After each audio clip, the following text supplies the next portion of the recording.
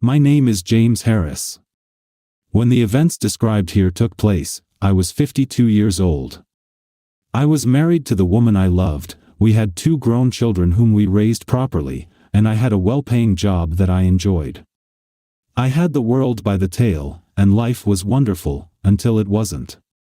It all started on a Tuesday evening. That evening, I worked late, but not so late that my wife would worry, and I headed home after the rush hour traffic had cleared. It was my typical Tuesday evening. We had agreed that I would pick up some Chinese food on the way home, and that's exactly what I did. I parked in the garage, pressed the remote to close the door, gathered my briefcase and the food, and headed inside. I was like a mighty hunter returning to the cave to feed my hungry mate, or at least what passes for that in 21st century America. Almost immediately, I noticed that my wife's car wasn't in its usual spot, but I figured she must have stepped out for some last-minute errands and assumed she would be back soon. So, I left the food covered on the kitchen table, hoping to keep it warm, knowing that if she was delayed, we could always reheat it in the microwave. I walked down the hallway to the front door, turned at the staircase, and headed to our bedroom to change into something more comfortable. It was my usual weekday routine: come home, get comfortable, and eat. 10 minutes later, I was coming down the stairs and called out. "Mari? Are you home?" Nothing. I thought, where could she have gone? Maybe she left a note?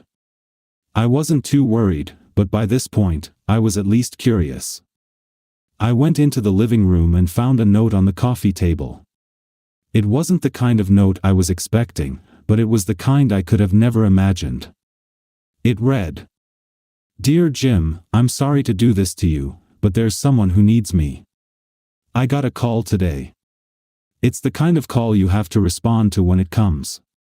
I'm sorry I left without warning, and I know this will be hard for you, but please know that I love you more than life itself and I'll come back as soon as I can. I cherish the life we've built together, and I hope to return to it when I can. Don't worry about me, I'll be fine. Your loving wife, Mari." On the coffee table next to the letter lay her cell phone. I was stunned and confused. I kept going over what I had read in her mysterious letter. She said someone needed her. Who needed her?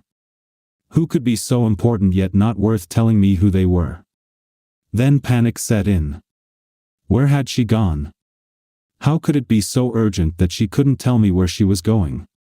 How could she leave her phone behind? When would she be able to contact me? This wasn't the kind of note a wife leaves her husband if she's planning to return late in the evening.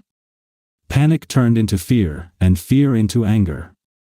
How the hell could she do this? She just runs off without explaining properly why and where she's going? Then darker thoughts crept into my mind, and the first question, how could she forget her cell phone? Gave way to a second, why did she leave her cell phone? I read her note again, and the second time, it told me no more than it had the first.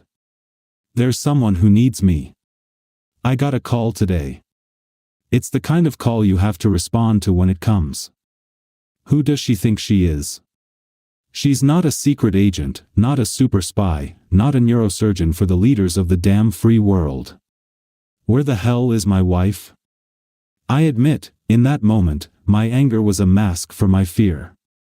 I was worried about my wife. Wherever she was, I was convinced she would need my help. I wanted to go to her, but where had she gone? I wanted to hear her voice and know she was okay, but I had no way to reach her. I just sat there, rereading her note, while dinner grew cold and the sun set. When it got dark, I finally decided to start making calls. I called her sister, our friends, and eventually, I called our children. No one knew anything or would tell me.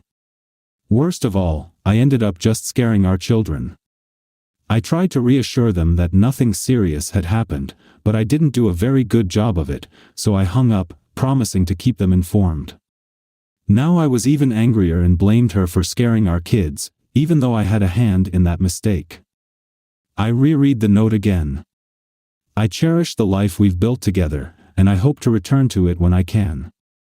Those aren't the words of someone who will be home in a few hours or even days. Now I was truly scared, and though I kept telling myself I was overreacting, I called the hospital. She wasn't there. Then I called the police, but they told me I couldn't file a missing persons report until 48 hours had passed, unless I was reporting a missing child. I thought about lying, but how could I tell them I wanted to report a child who was 5 feet 8 inches with chestnut hair, who could easily pass for 38, even though she was 49? I thanked them and hung up. In the end, I tried to eat something, but I wasn't hungry, so I just put the food I bought in the fridge and sat in the dimly lit living room, hoping she would come back. She didn't. I went upstairs a little after 2 in the morning and fell into a deep sleep. When I woke up the next morning, I stretched and realized her side of the bed was cold and empty. It all came flooding back to me, and I lay there thinking, what should I do? I called work and said I wouldn't be coming in. My absence was so unusual that it seemed to cause some concern, and before I knew it, my phone was ringing with colleagues asking if I was okay, if I needed anything, if there was anything they could do, and what they should do about certain files. Honestly, trying to help them a little felt cleansing and, for a brief moment, it distracted me from my worries.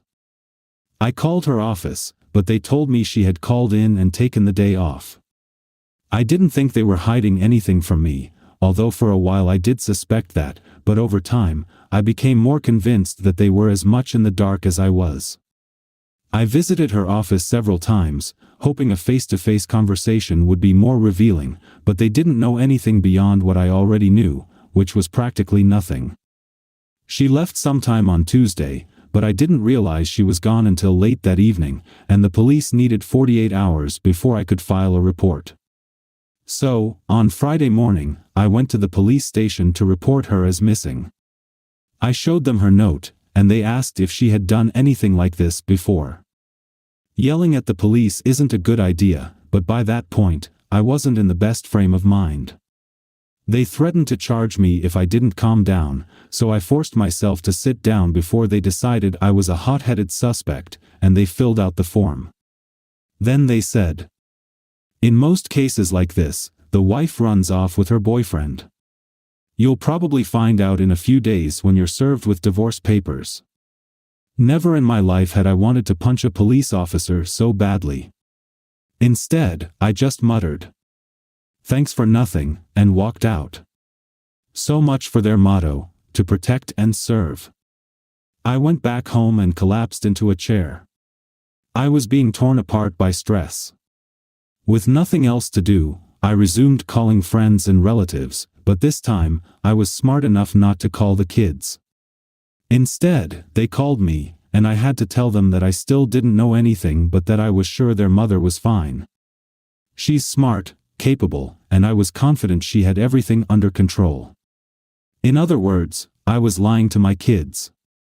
A father should never lie to his children, but I had nothing to tell them, nothing good or bad, other than that their mother was still missing. How do you have that kind of conversation with your kids, who have every reason to be worried about their mother? My calls to friends and relatives on Tuesday evening triggered a flood of calls to me on Wednesday. They started calmly, with comments like, "Just checking in," but by Thursday, they grew increasingly concerned. Everyone wanted to know what I was doing to find Mari, and by Friday, the tone of some calls had taken on an unmistakable edge of aggression. No one had said it outright yet, but concern was slowly giving way to accusations. If the calls on Friday were bad, the visits on Saturday were unbearable. I was overwhelmed with visitors, friends and family stopping by to see how I was doing.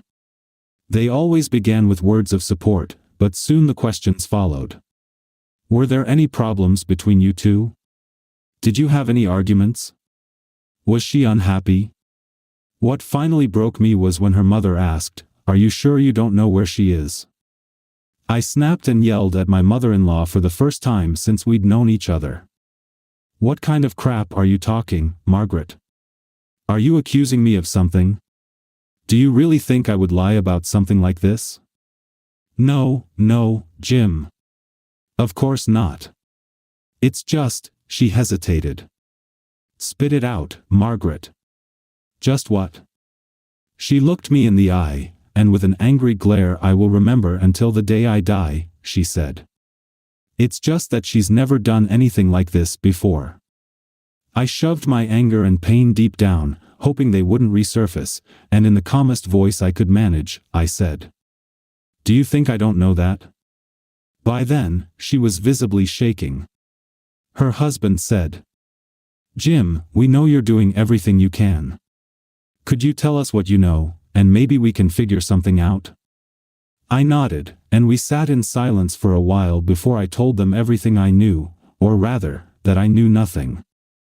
I showed them the note, and they were equally puzzled and worried. The thinly veiled accusations disappeared, and we spent a whole hour, shedding tears, trying to come up with anything at all, that could explain Mari's sudden disappearance, but we had nothing. Henry and Margaret stayed until lunch while I prepared a light meal for the three of us, or at least I thought it was for the three of us. Apparently, our friends had other ideas, as there was a constant stream of people at the front door, some bringing food, others bringing beer, and everyone wanted to know what had happened and what I knew. At some point, I stopped telling the story. That's when Margaret and Henry stepped in. To their credit, the blame was taken off me, and she praised me for being a concerned husband.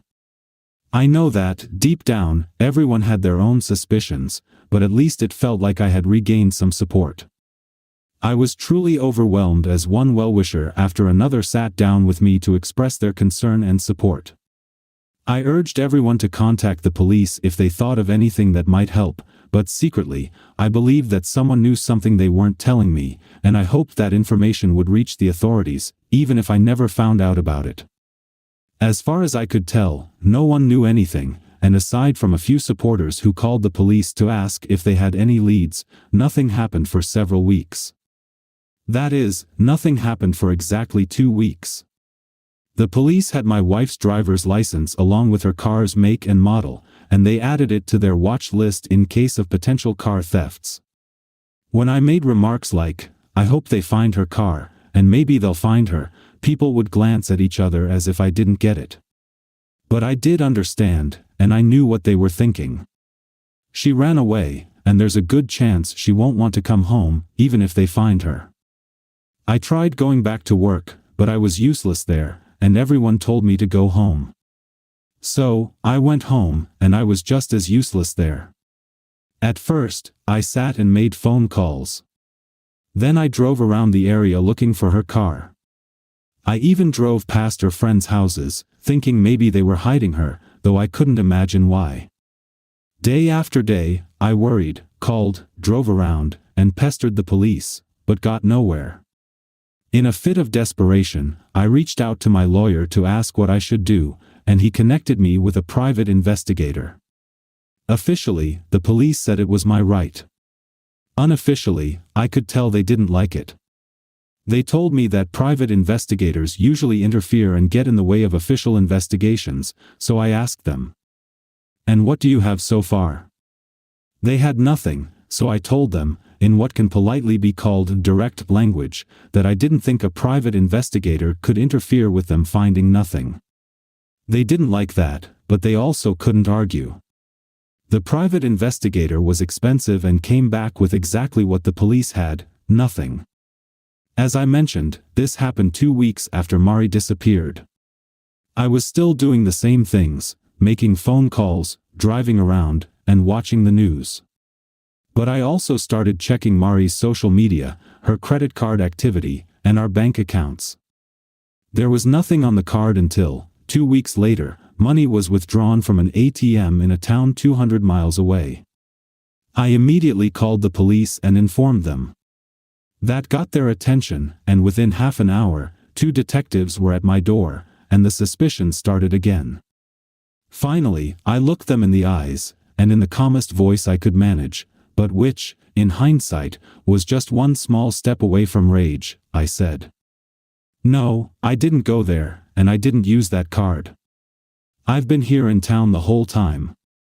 I've been calling friends, driving around looking for her car, and doing a hell of a lot more than any of you. Now you've got a lead, so get off your fat asses and follow it.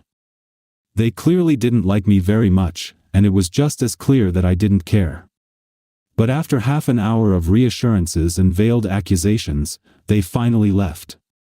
To their credit, they did contact the police in that town and passed along the information about Mari and her car. 2 days later, her car was found in a hospital parking lot. The local police called me and said, "Don't do anything. Let us handle it." I responded, like hell, and drove there myself. Just over 3 hours later, I pulled into that parking lot. It took me about 2 minutes to find her car, though it felt like 2 hours. I also noticed 2 men in suits sitting in a car, practically screaming, "Cops." So, I parked and walked over to them. I think they were expecting me. I showed them my driver's license and said, "Show me your badges." They looked at each other, clearly unhappy, but did as I asked. I knelt down and asked them to tell me what they knew, but all they knew was that they had the car, and no one had approached it since they had arrived. When I said I was going to ask about my wife, they informed me that they had already asked. I thanked them with as much fake sincerity as I could muster and told them I was going to do it anyway. My tension was quickly building, and I wasn't there to make friends. At the hospital reception, they didn't know my wife's name and had no information about the car parked outside, so I decided to join the stakeout. I had nothing to hide, and everything to gain, so I asked to sit in the back seat of their car. It might have been the first time I surprised the police since all of this started, but they agreed, and I joined them. Over the next hour, we talked, and I briefly told them the little I knew. When their shift ended and it was time for them to leave, they agreed to let me keep an eye on the car, but they made one thing very clear. If someone comes for the car, whether they walk out of the hospital or drive up to it, do not intervene. Just call us and tell us the car is moving. Don't try to follow it. Don't do anything except call us. Understood? I nodded. Remember, there's a small chance that your wife is with them, and they'll lead us to her, but there's a bigger chance they simply bought the car from someone and don't know anything. However, they might help us track down the person who sold them the car. It's very important that you don't do anything. Understand? For the first time since all of this started, I truly understood and agreed. I went back to my car, and for the next 3 hours, I sat there hunched in the seat, watching Mari's car. The only time I left my post was for the quickest bathroom break in history. I was in and out of the hospital so fast that I was still zipping up my fly as I crossed the lobby. An hour later, I saw a woman approaching the car, and my heart stopped. I tried to catch my breath. That's Mari. She opened the car door and took out something small, then closed it and headed back toward the hospital. I followed her, keeping my distance. Something told me that if she knew I was here, we would never get to the truth. As we entered the hospital, I stayed about 20 meters behind her. I watched as she got into the elevator, which stopped on the 3rd floor. It wasn't long before I peeked into a room and saw her sitting by a man's bedside. He seemed to be either asleep or unconscious, and she was holding his hand. I cleared my throat, and when she turned and saw me standing in the doorway, my beloved and loving wife fainted. I was angry and confused, but I called a nurse, who attended to her until she came to. Most of that time, I spent studying the man in the bed. I had never seen him before. He was neither a friend nor a relative, just a man. But it was clear that, to Mari, he was more important than her marriage, more important than her family, and, apparently, more important than me. One mystery was solved, and immediately another appeared. While the nurse was helping Mari off the floor, I took the opportunity to call the local detectives and let them know that my wife had been found. They told us to stay put and said they were on their way, so I gave them the room number.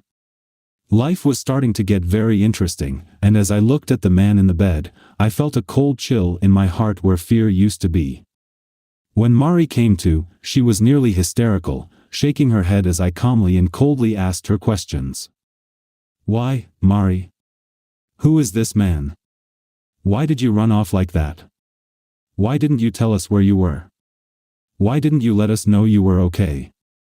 Mari, what's going on, for God's sake? A few times, she looked as if she was about to answer, but then she would lower her head and start crying again. I stood there, waiting, asking questions, and wondering when the detectives would arrive. When they did, I stepped aside and let them take over, but they immediately asked me to leave the room. One of them joined me and asked a dozen questions. I just told him the truth, that I saw Mari approach the car, followed her, and then confronted her in the hospital room. Confronted might not have been the best choice of words, and I spent the next 5 minutes assuring him that I hadn't harmed her. When he found out that the nurse had found her lying on the floor, the questioning took on a more serious tone. All the while, his partner was speaking with Mari. Over time, I think I convinced them that I hadn't harmed my wife, or maybe she did. I don't know. They wanted me to leave, so I called out into the room. Mari, if I walk out of here, I'm divorcing you. Do you understand me? This set her off into hysterics again, and she begged me not to leave. I then looked the detective in the eye and said, I'm not going anywhere until I get answers. Eventually, I was allowed back into the room. As quietly and calmly as I could, I began asking Mari the questions that were burning in my mind. Mari gave only vague half-answers. He was her high school boyfriend, her first love. He was dying, and he had no one. Between those lines, there were long pages of information left unsaid, but all I could do was keep asking or guessing. How have you been living here for 2 weeks without using your card? She was silent for a long time before finally replying. I've been staying at his house. So you know where he lives? Of course. And you have a key? She nodded silently. How long have you had a key to his house? She shrugged in silence, staring at the floor. I knew that as soon as I made an accusation, I was risking hell if I turned out to be wrong. Still, 2 damn weeks is more than any man should have to wait for answers in the dark. How long, Mari? She didn't respond. How long has the affair been going on? She didn't answer the question, nor did she deny the accusation. In moments like that, the mind goes quiet. There would be time later for more questions and more pain. All right, I think at the very least, you should show me his house. I want you to take me to where you've been staying. She looked at me in terror as panic overtook her. In the end, she gave in and nodded silently. She grabbed her coat, and we headed to my car. I'll drive you, I said, and then I'll bring you back. She seemed surprised but agreed. By then, I think the detectives had decided it was a personal matter. With one last warning not to do anything foolish, they left. Mari remained mostly silent during the drive, only speaking when necessary to give directions. At one point, she whispered softly. I was told we might be asked to compensate the police for the time they've wasted. I wanted to ask, who is this we you're talking about, but I stayed silent. Only God knows what my pulse and blood pressure were at that moment. I could barely stand. As we pulled into the short driveway in front of the townhouse, I realized that inside would likely find the answers to my questions. Mari led us into the house, and as we walked through the living room, I immediately noticed a pair of my wife's shoes on the floor by the sofa. Her favorite scarf was draped over a chair. I started walking down the hallway when Mari called out. James, please, don't go in there. If ever a wife's words had the opposite effect, it was in that moment. I walked into the master bedroom.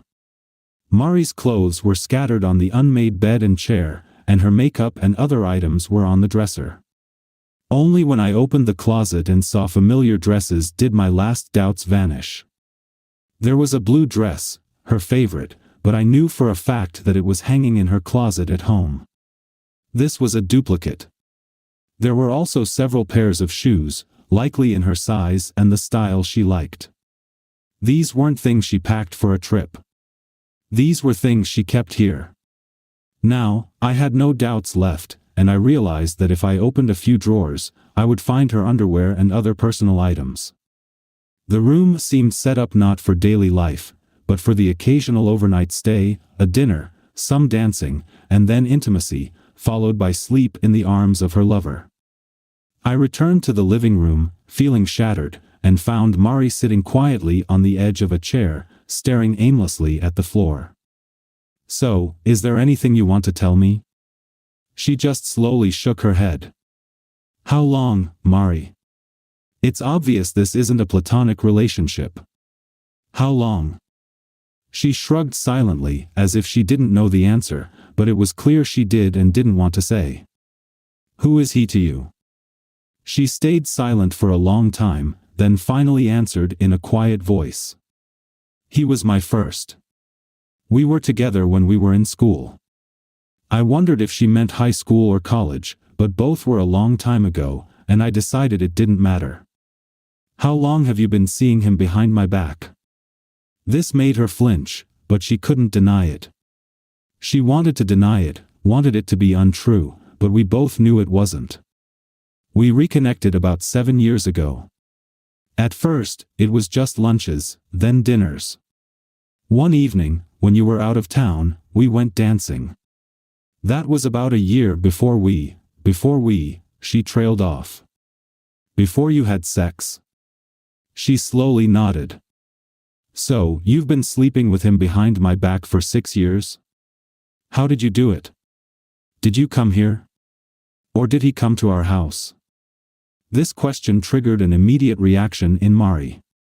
Her head snapped up. "I never brought him to our house. I swear. I would never do that to you." I nodded, feeling the anger rise. "So, you can sleep with him, but you won't entertain him in our home. Glad to know there's a line you won't cross." She got angry, but she couldn't deny anything. After a long silence, she said, "I never stopped loving you. He never took anything away from you. I swear. It was just a few nights a year, and I always stayed with you forever." It was a lie straight out of a cheater's playbook, and I thought, what's the point in arguing? But there was a point. He took at least part of the love you claimed you had for me. You kept part of your heart for him. Because of him, you lied to me over and over again. You made vows to me, but you gave him a part of yourself that you said was only for me. Don't tell me he never took anything from me. He took everything, even if you don't think so." Mari was crying, and I stood silently beside her. I knew everything I needed to know. I thought about wrecking his house, smashing everything I could, but he wasn't coming back here. In the end, I just gave up. "Let's go, Mari. I'll take you back to your lover's bedside." This brought on another round of tears, but my heart was broken, and I had no comfort left to give her. I drove her back to the hospital, and as she got out of the car, she begged me, "James, please, give me a little more time. He has no one. I can't let him die alone. I'll be home soon." The last sentence ended in a sob. "I'll be home soon, and we can go back to our life together. Please. I love you. I swear." I nodded silently and let her go, telling her that he was waiting for her. By then, I think she already understood that it was over between us. I drove home slowly for 4 hours, and I don't remember any of it. I was devastated. 2 weeks of stress and worry, all those friends and relatives telling me not to lose hope, and now I found out that the whole time she had been with her lover. I was exhausted, both physically and emotionally. I barely managed to stumble into the house and collapse into my favorite chair. I don't know how much time passed before the first call came. It was her parents, and they wanted to know where I'd been and if I'd found anything. That's when I realized I had driven 200 miles without telling anyone. I briefly considered sparing Mari from the embarrassment, but I must have used up the last remnants of my love for the woman who had betrayed me for years, so I told Henry and Margaret everything. They didn't want to believe it until I described what I found in his house. At that point, it didn't matter whether they believed me or not, my marriage was over. I knew it without needing to think about it. It was a fact that came from deep within my soul, crushing my heart and consuming me. It was over between me and Mari. She loves another man, and I'm not someone who shares.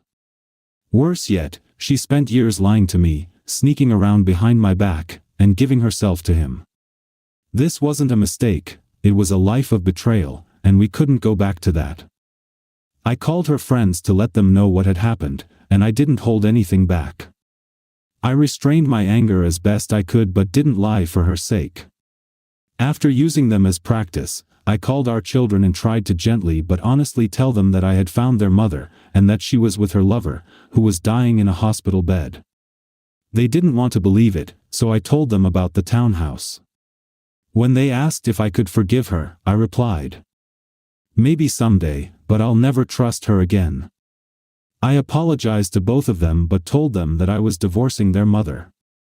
Then, forgetting that they still had no way to contact her, I asked them not to tell her. I explained that she needed all the remaining time to be with him, and rushing home wouldn't change anything. They argued with me, but eventually, they understood. 2 weeks later, he died, and Mari returned home, but I was no longer there. A week after her return, she was served with divorce papers. I hadn't left town, quit my job, or hidden from her. I had just moved into an apartment until I eventually found a place that suited me. I stayed close enough to the old house so the kids could visit both of us. Mari tried to change my mind, and I let her try.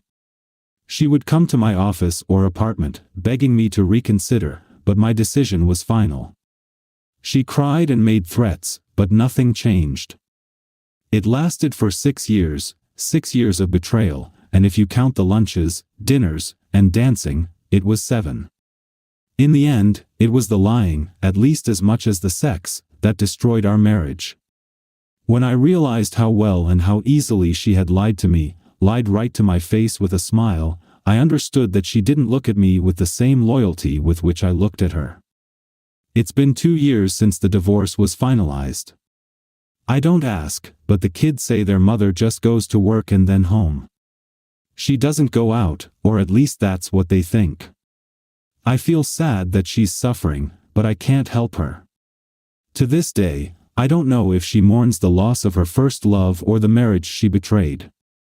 As for me, I'm not doing great either. I haven't healed, but the pain is slowly fading. I'm not dating, but I've started noticing other women, and I suspect that, in time, I'll dip my toe back into the dating pool. I'm far from trusting another woman outside of a professional setting. I will never know why she betrayed me, what she was missing, what I couldn't give her, or how she justified her actions. I suppose I could ask, but what's the point? It was her decision, and in some way, she came to terms with it at the time. I've never told anyone about this because I doubt they would believe me even now, but I never learned his name. There was a man on his deathbed and a townhouse where my wife played house when they were together. For me, that was enough. You can't get revenge on the dead, and I realized I couldn't forgive the wife who betrayed me. That's the whole story. No elaborate twists, no revenge to plot, and no cure for the pain except time. This is what really happens when a spouse betrays you. There's no steel pipe to the knees, and no one gets sold to a Mexican brothel. There's only pain, doubt, and the feeling that somehow, you failed. Thank you for listening until the end. See you in the next episode of Cheating Secrets. Take care of yourself and your loved ones. Goodbye.